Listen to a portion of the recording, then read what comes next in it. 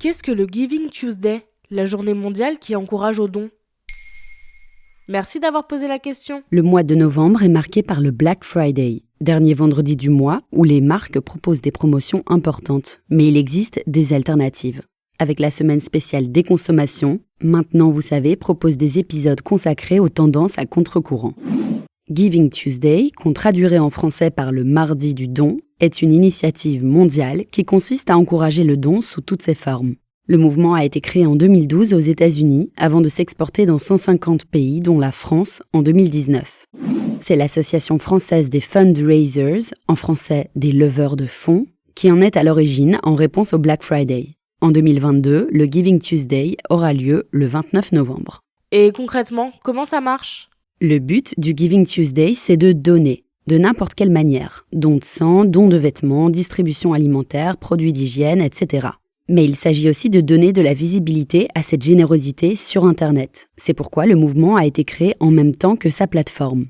Si l'on souhaite donner mais qu'on ne sait pas comment, le Giving Tuesday fournit un kit d'idées ainsi qu'un kit de communication autour de cette journée mondiale du don. Tout le monde est concerné, collectivités locales, associations et universités. Par exemple, en 2019, la Fondation française de recherche sur l'épilepsie a voulu faire connaître son travail et sensibiliser à sa cause. Elle a ainsi lancé un appel aux dons. La même année, l'organisation Première Urgence Nationale organisait dans les quartiers les plus pauvres d'Île-de-France une distribution de produits d'hygiène aux femmes dans le besoin. Certains théâtres ont même ouvert leurs portes gratuitement, le temps d'une ou plusieurs représentations.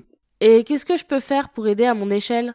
Ce que vous désirez en réalité, du moment que c'est gratuit. Il n'est pas forcément nécessaire d'organiser des projets à grande échelle. On peut par exemple communiquer sur les réseaux sociaux au sujet d'une cause qui nous tient à cœur, avec le hashtag GivingTuesdayFR. On peut aussi emmener quelques amis faire des maraudes, donner des vêtements à des associations plutôt que de les vendre sur Vinted. Oxfam ou la Croix-Rouge française ont régulièrement besoin d'habits notamment. On peut aussi impliquer les élus en demandant à la mairie de sa ville de soutenir des projets sociaux et de communiquer à ce sujet. Et si j'ai une entreprise ou un commerce par exemple ? Pour les acteurs du privé, comme les commerçants par exemple, il est possible de reverser une partie de ces recettes. À New York, en 2017 déjà, plus de 24 restaurants avaient donné une partie de leurs recettes à 20 associations locales.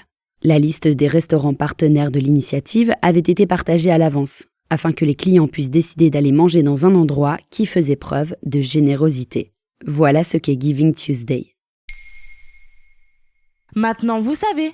Un épisode écrit et réalisé par Johanna Cincinnatis. Ce podcast est disponible sur toutes les plateformes audio. Et si cet épisode vous a plu, n'hésitez pas à laisser des commentaires ou des étoiles sur vos applis de podcast préférés.